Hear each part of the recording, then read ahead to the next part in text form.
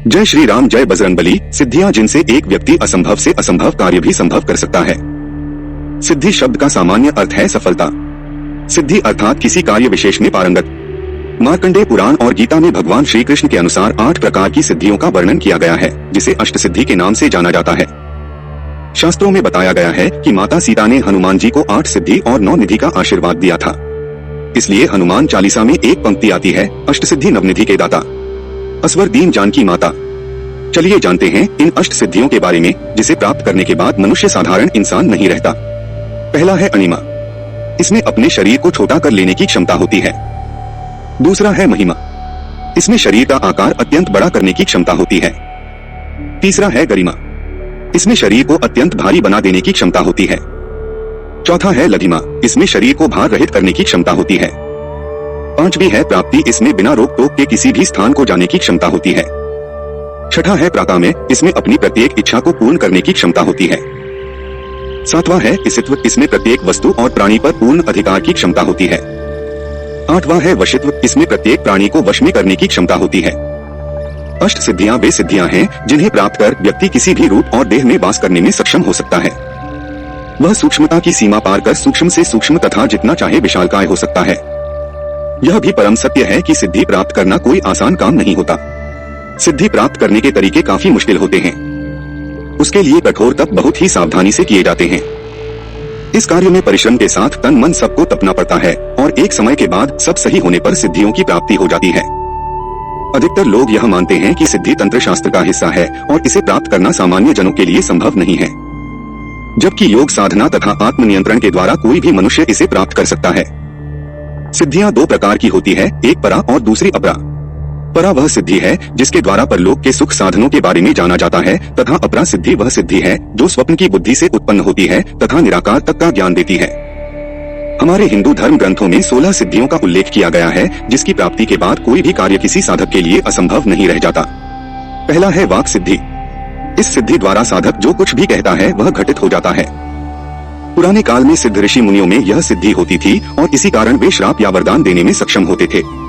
दूसरा है दिव्य दृष्टि सिद्धि। दिव्य दृष्टि प्राप्त मनुष्य वह देख सकता है जो एक साधारण मनुष्य की आंखें कभी नहीं देख सकती। ऐसा व्यक्ति किसी का भी भूत, वर्तमान और भविष्य देख सकता है। उन्हें समय से पूर्व ही भविष्य में होने वाली घटनाओं का ज्ञान हो जाता है तथा वह आंखें बंद करके उन अलौकिक शक्तियों को देख सकते हैं जिसे कोई भी साधारण मनुष्य नहीं देख सकता। तीसरा है प्रज्ञा सिद्धि। प्रज्ञा सिद्धि के तहत व्यक्ति में स्मरण शक्ति अद्भुत तरीके से विकसित हो जाती है तथा मनुष्य के मस्तिष्क का हर वो हिस्सा जागृत हो जाता है जिसमें असीमित ज्ञान बटोरने की क्षमता होती है।